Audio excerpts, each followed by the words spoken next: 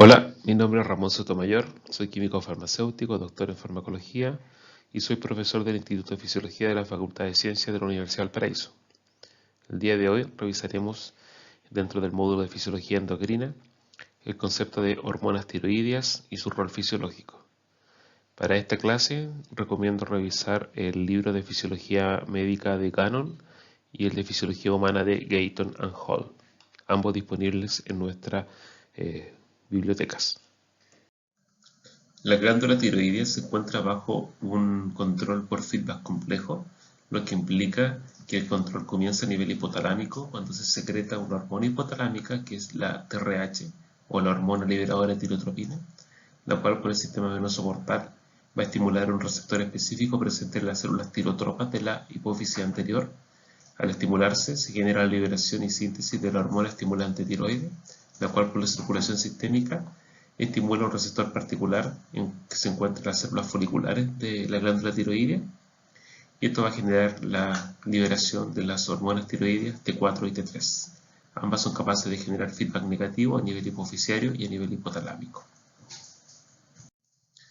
A nivel de fisiología celular, la neurona TRH del hipotálamo tuberal o medial secreta el factor liberador de tirotropina, el cual se une a un receptor específico para TRH que se encuentra en la hipófisis anterior, en las células tirotropas, y es un receptor acoplado a proteína GQ.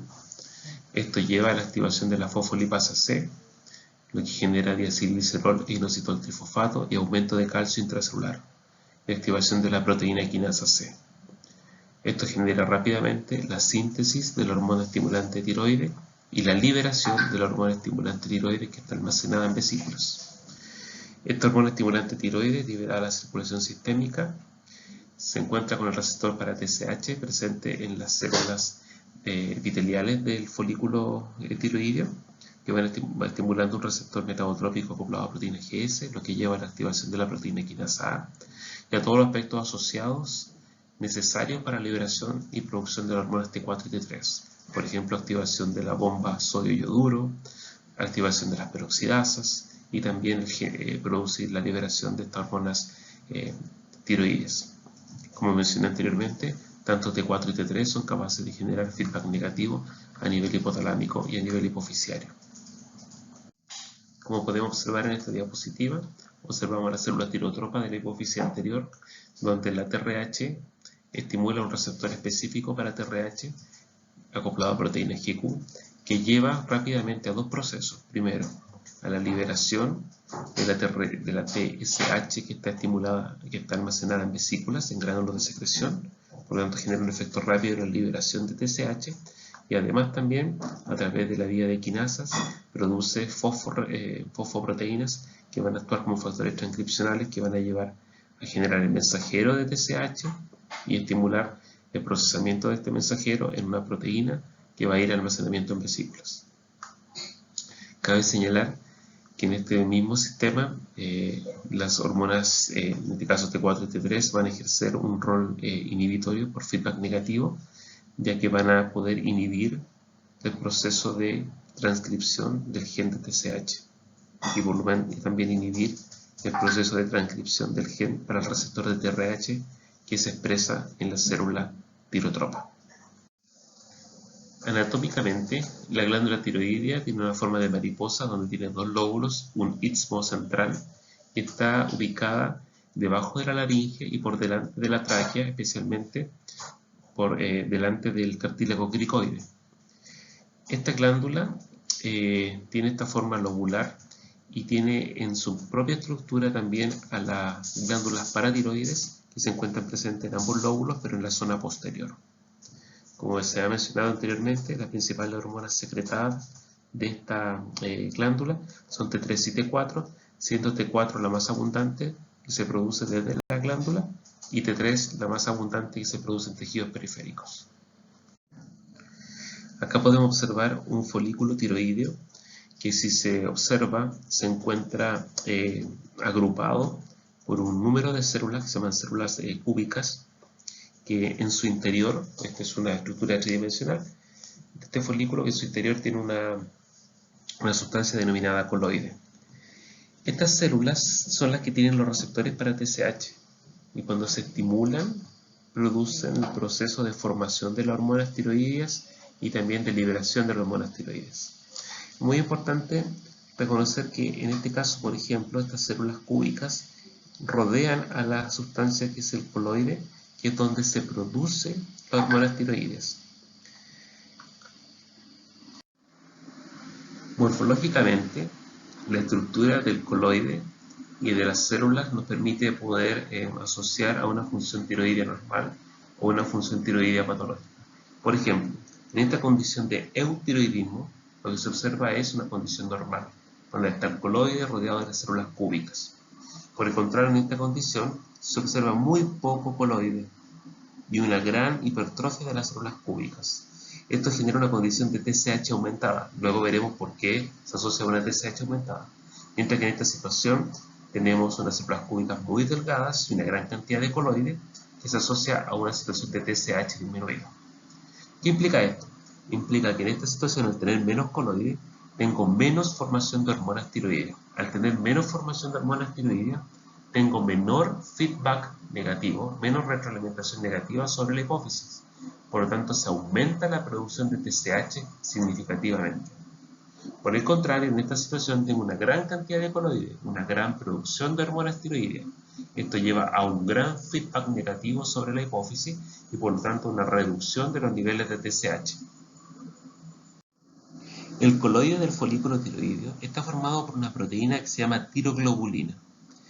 Esta proteína es rica es una glicoproteína, o sea, tiene agrupaciones glucosídicas, pero además también el principal aminoácido que forma esta proteína es la tirosina, que es estructuralmente muy importante para la formación de las hormonas tiroides.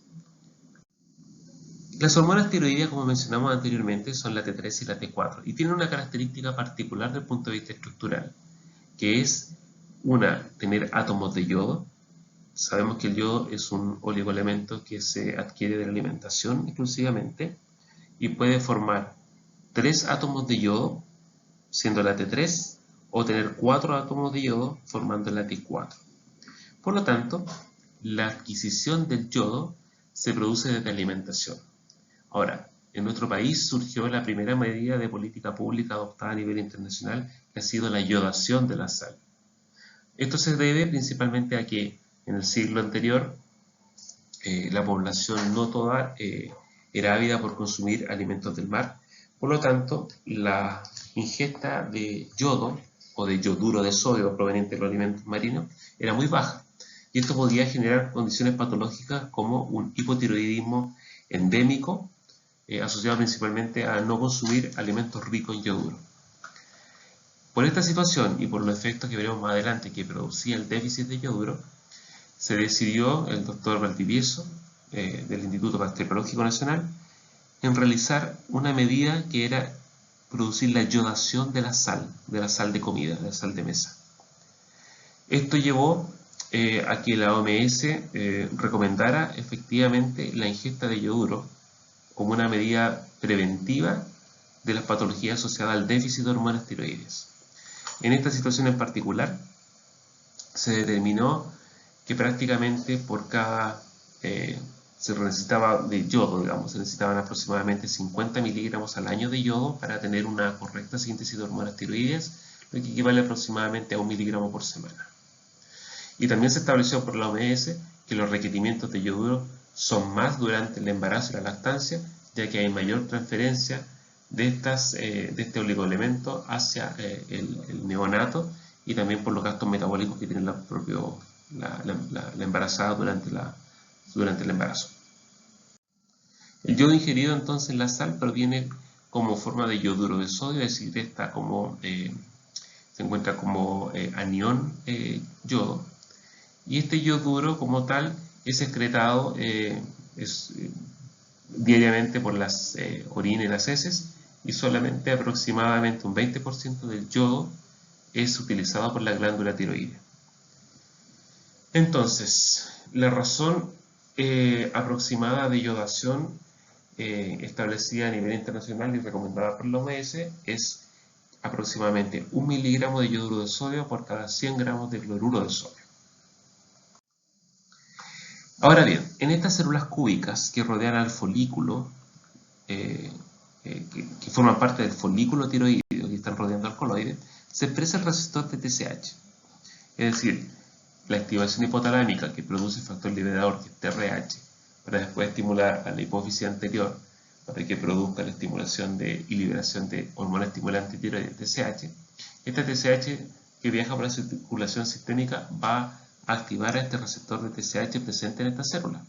Esto va a llevar a una vía de señalización que va a activar a través de la proteína quinasa A esta bomba, que es la bomba que cotransporta yoduro y sodio.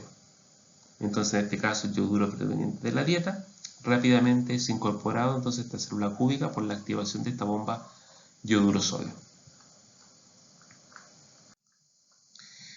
Cuando el yoduro entra, lo que ocurre es que este yoduro pasa a la zona apical o luminal, donde está el coloide. Ahora bien, el yoduro es muy poco reactivo.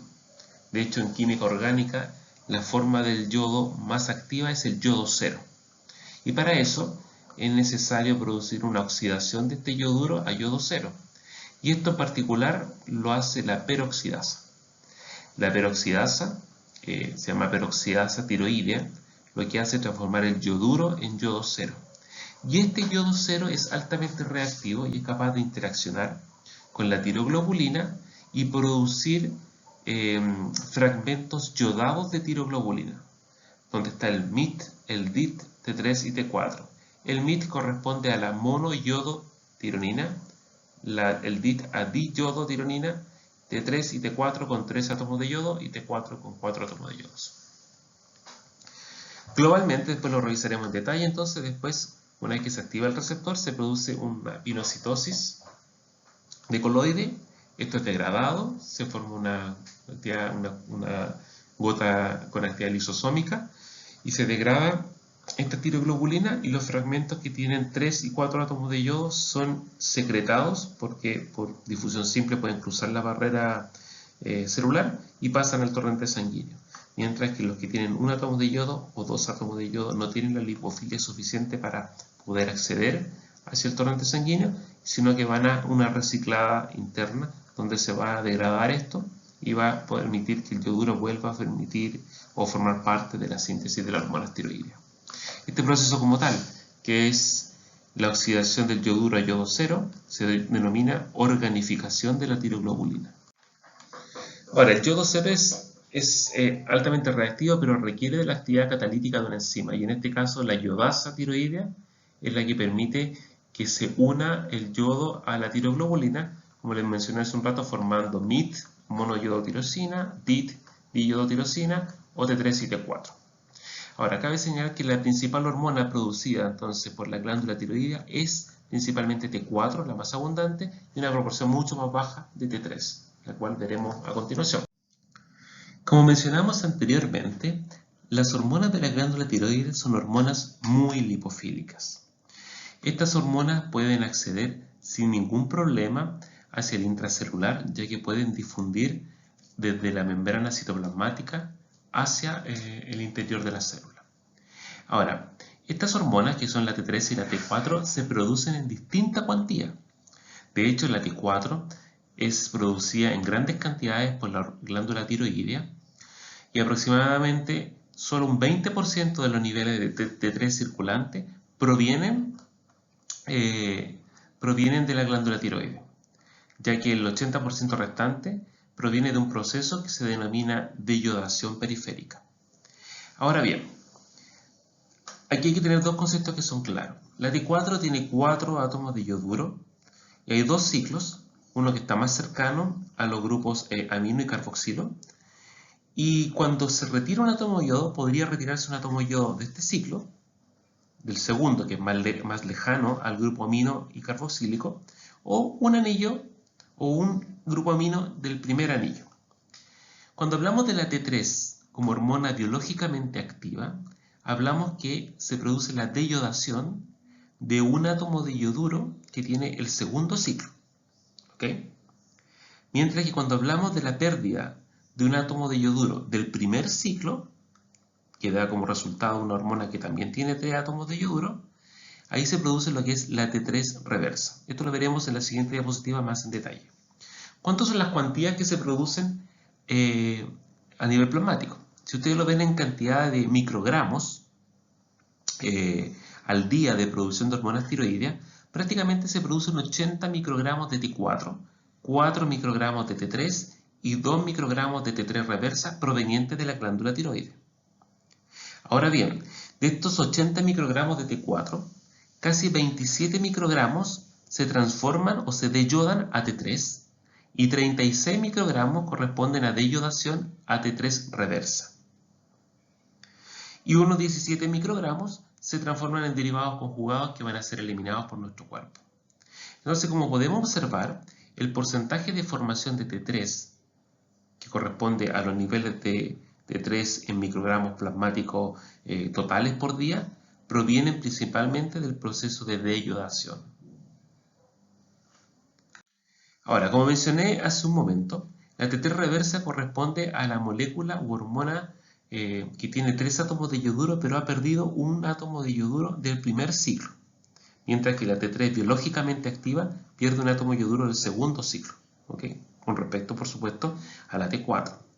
Y aquí es muy importante recordar que la T3 reversa es inactiva, es decir, no ejerce un efecto biológico porque no se une correctamente, o sea, se une al receptor de hormonas T3, pero no lo activa. ¿Okay? Entonces tiene un efecto de inactividad. Por el contrario, el segundo, el que tiene la pérdida de un átomo de yoduro en el segundo átomo, que es la T3 normal, sí es biológicamente activa, sí activa el receptor y produce el efecto de transcripción génica mediados por esta hormona. Ahora bien, estas deyodasas son muy importantes porque se expresan en distintos tejidos y son responsables de distintos niveles de T3. Por ejemplo, la isoforma 1 está principalmente en hígado y riñón y son responsables principalmente de la formación de la T3 plasmática. La isoforma 2 está principalmente en la adenohipófisis, en el cerebro en general y en la grasa parda, y es responsable de los efectos más que nada encefálicos centrales de las hormonas tiroideas. Y la isoforma 3 se encuentra en placenta, sistema nervioso central, y principalmente su función es degradar a la T3. Pues bien, hemos conversado de que el coloide abunda una proteína, una glicoproteína que es la tiroglobulina, que es rica en residuos de tirosina, y que dentro de esta tiroglobulina podemos encontrar moléculas que tienen 2 átomos de yoduro, 4 átomos de yoduro, 3 átomos de yoduro, etc. Cabe señalar que la deyodación de la T4 a la T3 es principalmente porque la T3 es la hormona más potente respecto a la activación del receptor, a pesar que sea la que se produce en menores cantidades por la glándula tiroidea. ¿Cómo se liberan las hormonas tiroideas T4 y T3? Principalmente se mencionó en un par de diapositivas anteriores que se produce un fenómeno de pinocitosis, es decir, esta tiroglobulina que tiene todos los residuos de hormonas con 2, con 1, con 4 o con 3 átomos de yoduro, se engloba una porción de esta tiroglobulina y dentro de esta vacuola que se produce por endocitosis se genera la actividad lisosomal que hace que se degraden los restos de tiroglobulina y produzcan fragmentos libres. Fragmentos libres que van a ser T1, LAMIT, T2, DIT, T3 y T4. Pero fundamentalmente T3 y T4, por la lipofilia que tienen, pueden cruzar la membrana celular y salir al torrente sanguíneo. ¿Okay? Entonces, es muy importante porque esta actividad endosómica es capaz de generar entonces estos fragmentos que van a ser liberados, ya que los que tienen un átomo de yoduro o 2 átomos de yoduro no van a ser secretados, sino que van a ser reciclados desde el punto de vista de reciclar la cantidad de yoduro disponible. ¿Qué factores afectan a la liberación de las hormonas T3 y T4 desde la glándula tiroides? Hay factores que son estimuladores. La unión de la hormona estimulante tiroide de origen hipoficiario, al unirse a su receptor, favorece la liberación de T3 y T4. Y monoglobulinas son capaces de estimular a las glándulas tiroideas. De hecho, por ejemplo, en una situación de hipertiroidismo, que se conoce como la enfermedad de Graves-Basendown. Normalmente existen inmunoglobulinas que estimulan de manera significativa el receptor de TSH que tiene la glándula tiroidea y generan una gran liberación de T3 y T4.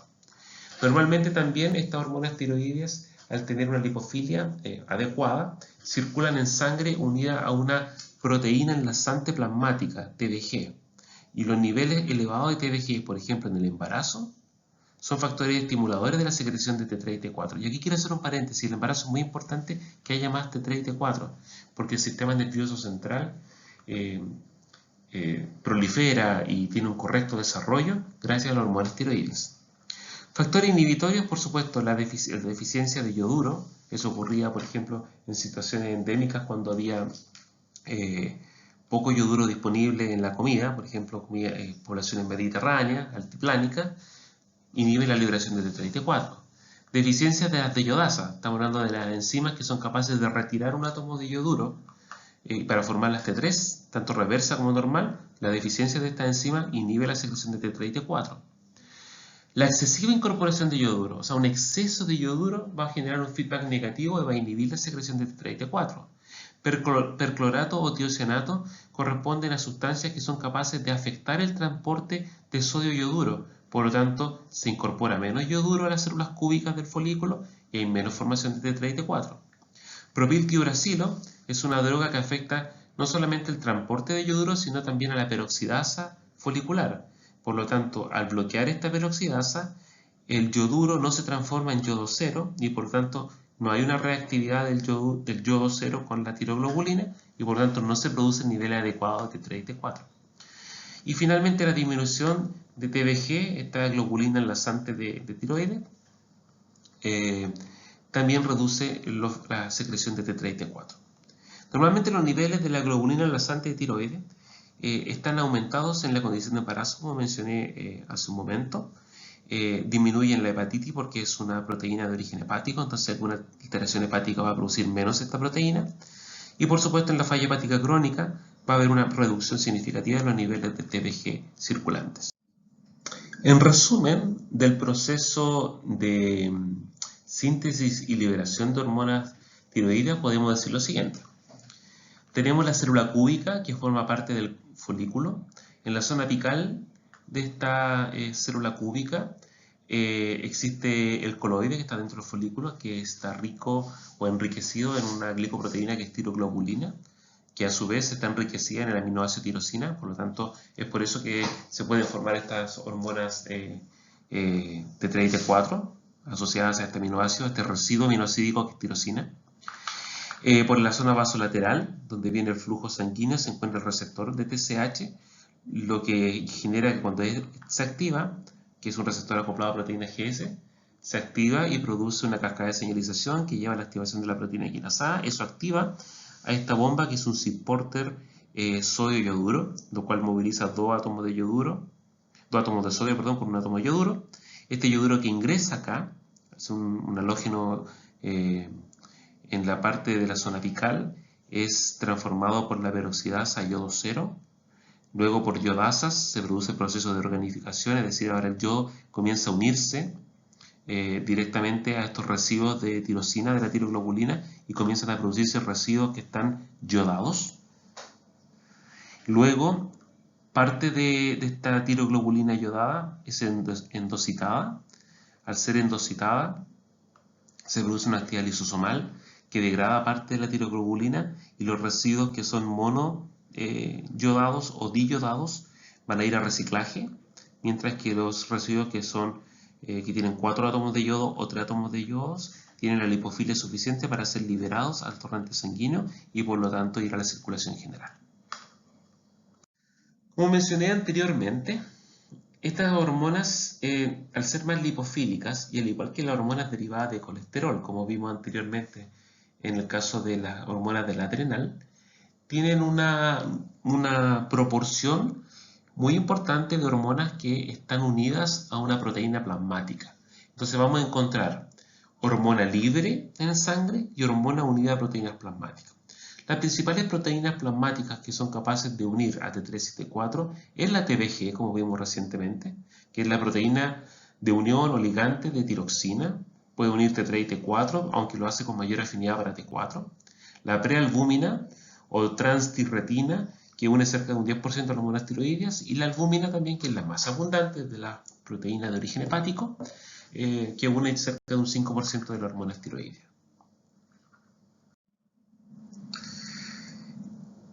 Respecto a los receptores para las hormonas tiroideas, nos encontramos con los receptores que se denominan TR, por receptor de hormona tiroidea. Estos receptores tienen varias isoformas, la isoforma beta 1, beta 2 y alfa 1. En realidad la isoforma beta 1 y beta 2 tienen casi un 100% de homología en la zona que se denomina de unión al DNA. Es decir, esta zona del receptor es la zona que se une al DNA. Hay una zona que es más variable, que es la zona de unión al ligando, o sea, de unión a la proteína, a las hormonas tiroideas, y una región variable que da otras características al receptor. La diferencia entre los receptores beta y el alfa es que la homología de la zona de unión al DNA es distinta. Los betas, por supuesto, son isoformas comunes, mientras que la del alfa tiene una isoforma que es menos conservada en el sitio de unión al DNA.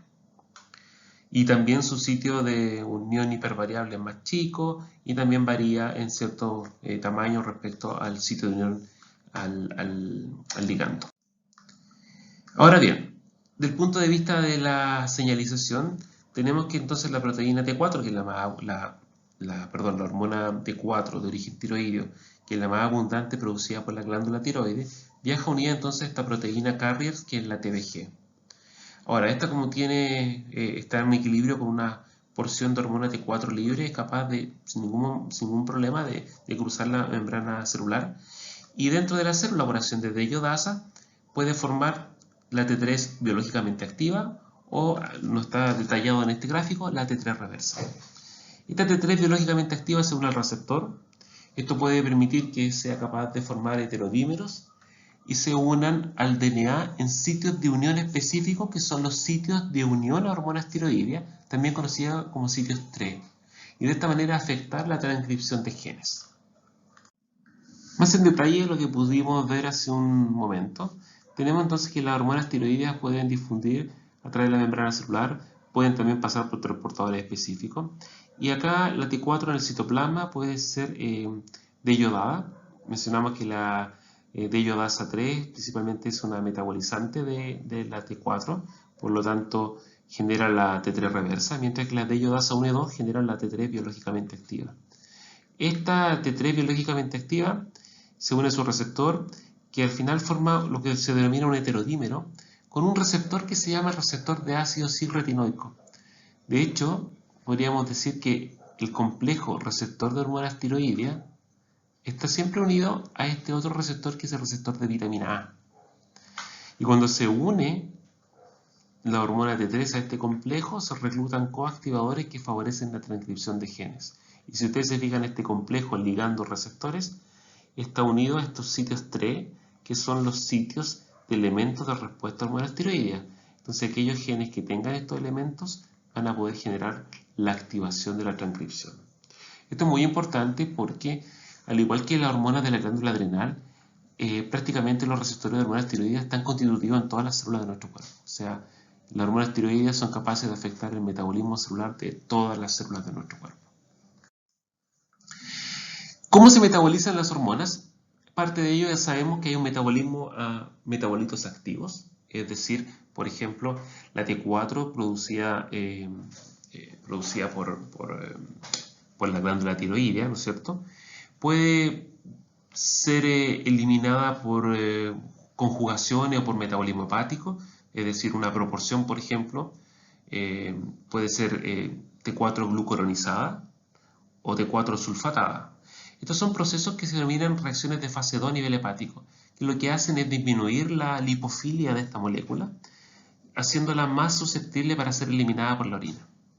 Ahora, esta T4, por la deiodasa 1 y 2, va a generar entonces la T3, que es biológicamente activa. Y por la deiodasa 3 principalmente, la T3 reversa. Esta T3 reversa puede ser también sustrato de deiodación por la deiodasa 1 y 2 y formar la diyiodotironina, T2. Y de igual manera, la T3 biológicamente activa también puede ser metabolizada por D-iodasa 1 y 3 y formar también la T2. Entonces, finalmente la T2, que va a ser de origen periférico, también va a ser metabolizada a nivel hepático y va a ser eliminada por el tracto, ya sea por orina o una proporción también por las heces. A continuación vamos a revisar a grandes rasgos los efectos de las hormonas tiroideas sobre los principales nutrientes o macronutrientes como carbohidratos, lípidos y proteínas y sobre otros sistemas de los cuales se produce o se asocian a efectos fisio o fisiopatológicos más clásicos de las hormonas tiroides. Respecto a los carbohidratos, las hormonas tiroideas son capaces de tener efectos un poco contrapuestos, como por ejemplo, aumentar la captación celular de glucosa que es dependiente de insulina, o sea, favorece que haya mayor captación de glucosa. Por otro lado, aumenta la secreción de insulina. Aumenta la formación de nuevas moléculas de glucosa a nivel hepático. Y también aumenta la degradación de glucógeno a nivel hepático. Entonces, en general, lleva un balance positivo respecto a la glicemia, lo que se asocia principalmente con una condición de hipertiroidismo o una condición de favorecer la hiperglicemia. En caso de los lípidos, va a disminuir los depósitos de grasa porque va a permitir que se movilice más grasa desde el tejido adiposo a la sangre. Va a aumentar el metabolismo de las grasas, la concentración de lípidos plasmáticos va a aumentar y estos lípidos, como los ácidos grasos plasmáticos, van a ser oxidados a nivel hepático y va a aumentar entonces la formación de ácidos acetoacéticos, lo que va a llevar a la formación de cuerpos cetónicos. Y en el caso de proteínas, va a aumentar la síntesis de proteínas estructurales enzimáticas, lo que se puede observar en algunas situaciones un efecto anabólico, es decir, positivo respecto a la formación de nuevas proteínas, o catabólico, que puede favorecer la degradación de algunas proteínas en algunas situaciones particulares. Otro efecto característico de las hormonas tiroideas se asocia al rol del sistema óseo, y en particular tiene un rol muy importante, como lo revisamos en la parte final de la clase de la hormona del crecimiento, donde hay otras hormonas que están asociadas al crecimiento. Dentro de eso, las propias hormonas tiroideas participan de manera sinérgica y colaborativa con otras hormonas en promover el crecimiento. Y acá podemos observar que, desde el punto de vista fisiopatológico, alteraciones en los niveles de hormonas tiroideas se asocia a cambios significativos, por ejemplo, en el desarrollo óseo. Esta es una radiografía de una mano normal y si ustedes se fijan entre los cuerpos, la falange, los huesitos del carpo, hay una unión de cartílago normal, como se pueden apreciar, o se puede apreciar en esta imagen, mientras que en esta otra imagen de una situación hipotiroidea grave no hay una fusión de placa ósea adecuada, lo que da una debilidad musculoesquelética significativa, con riesgos de fractura, con alteraciones significativas, por ejemplo, túnel carpiano, etc., principalmente a nivel de la mano. Va a afectar finalmente la maduración ósea.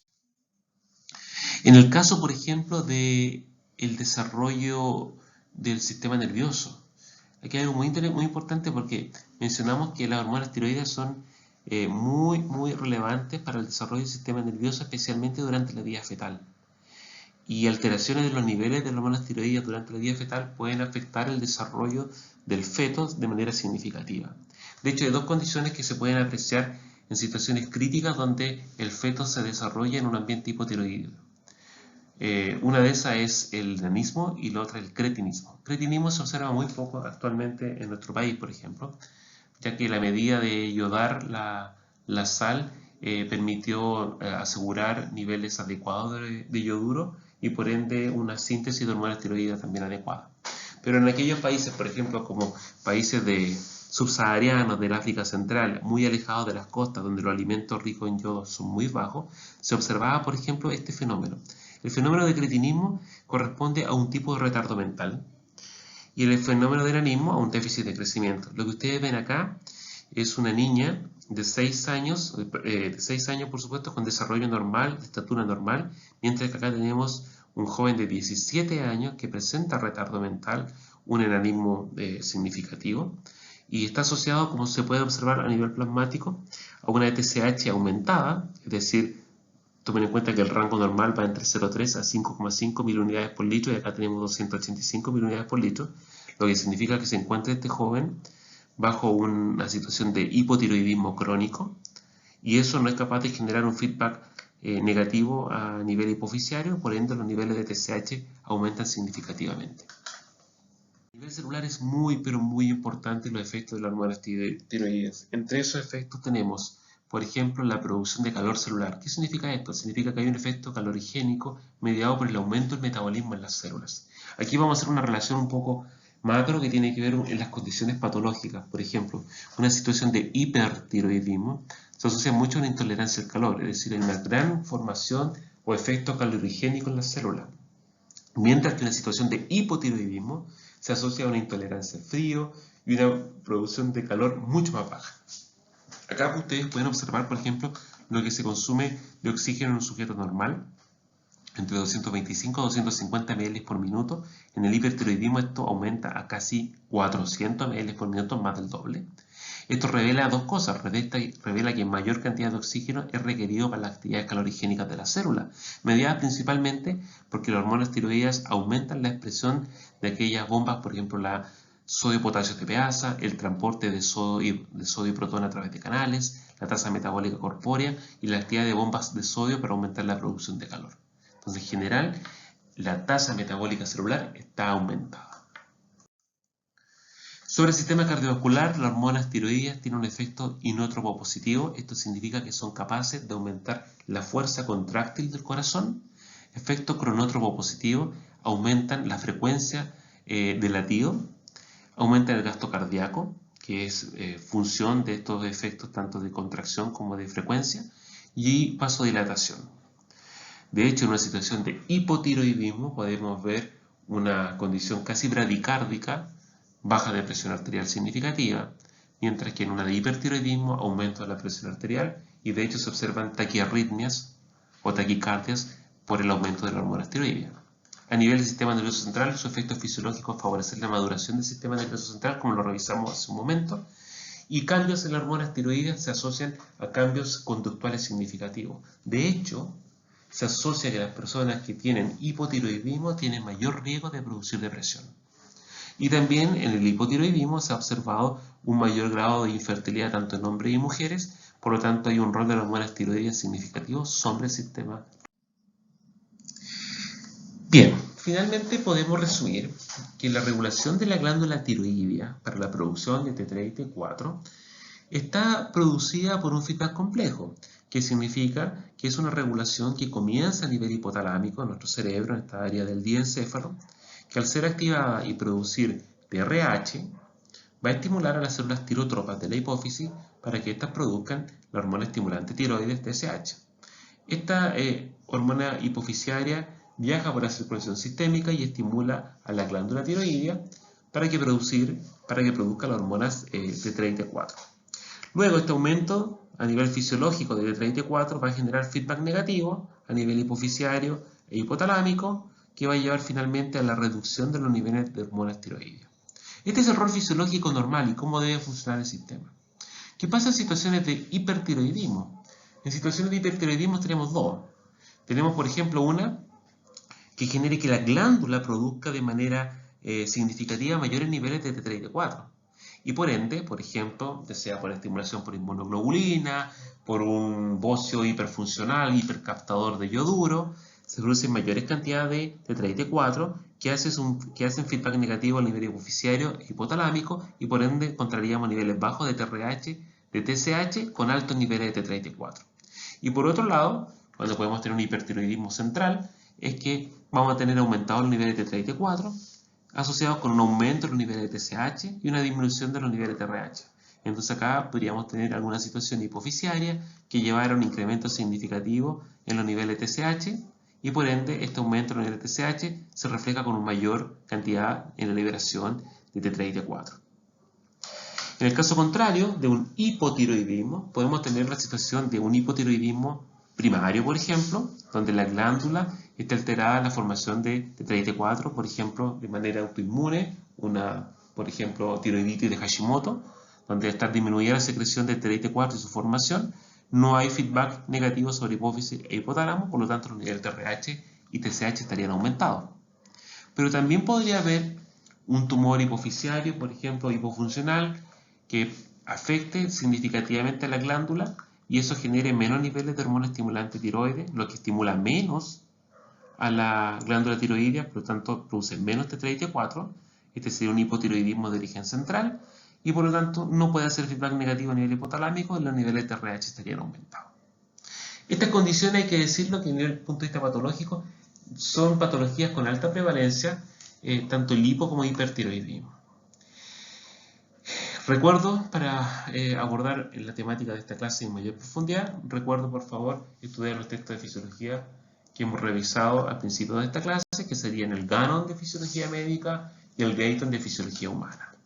Gracias.